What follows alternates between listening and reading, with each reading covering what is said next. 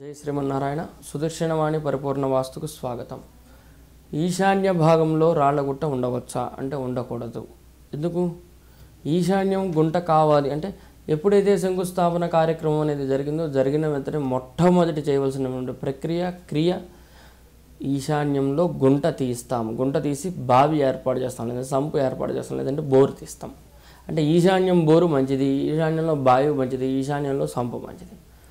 ఎక్కడైతే మనం అక్కడ బావి అనేది ఒక గుంట తీసి అక్కడ నిత్యం నీటిని నిల్వ చేస్తామో, భూమి లోపల నీటిని, భూమి పైన కాదు, భూమి లోపల నీటిని నిల్వ చేస్తామో ఆటోమేటిక్గా అక్కడ గుంట అనేది ఉండాలంటారు.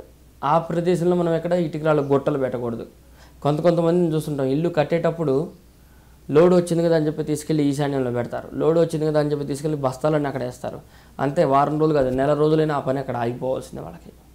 కనుక ఈశాన్యం భాగంలో గుంట ఉండాలి, కానీ ఈశాన్యంలో బరువైన వస్తువు ఉండకూడదు. అందులో ముఖ్యంగా రాతికి సంబంధించిన వస్తువులు ఉండకూడదు. కొంతమంది అడుగుతుంటారు, ఏమంటే మేము రాళ్ల ప్రదేశంలో కట్టాం కదా మాకేమిటయ్యా అంటే, భూమికి సమాంతరంగా ఉండేటువంటి రాళ్ల ప్రదేశం వేరు.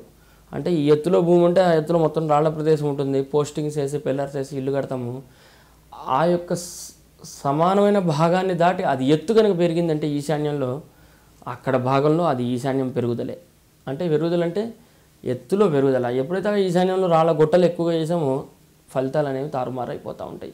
ధనం విపరీతమైనటువంటి నష్టం, విపరీతమైనటువంటి సమస్యలు, విపరీతమైనటువంటి చికాకులు, కోర్టు వ్యవహారాలు అన్నీ వస్తూ ఉంటాయి. కనుక ఈశాన్యం రాళ్ళగుట్ట అనేది మంచిది కాదు. వీలైనంతగా ఉన్నవాళ్ళు ఎవరైతే అది తొలగించి చూడండి. ఉన్నవాళ్ళు తొలగిస్తే మీకు 9 రోజుల్లో పరిష్కారం లభిస్తుంది. 9 డేస్లో మీకు రిజల్ట్ వచ్చేస్తుంది ఈశాన్యంలో రాళ్ళగుట్ట తీసేస్తే. కనుక ఇటువంటి సుదర్శనవాణికి సంబంధించినటువంటి ఛానల్ ద్వారా వచ్చేటువంటి సూచనలన్నీ మీకు కావాలంటే చక్కగా కూడాను ఛానల్ని సబ్స్క్రైబ్ చేసుకోండి. మంచి సూచనలు మీరు కూడా ఇవ్వండి. వాటిని కూడా మనం ఇందులో డిస్ప్లే చేయడం అనేది జరుగుతుంది. జై శ్రీమన్నారాయణ.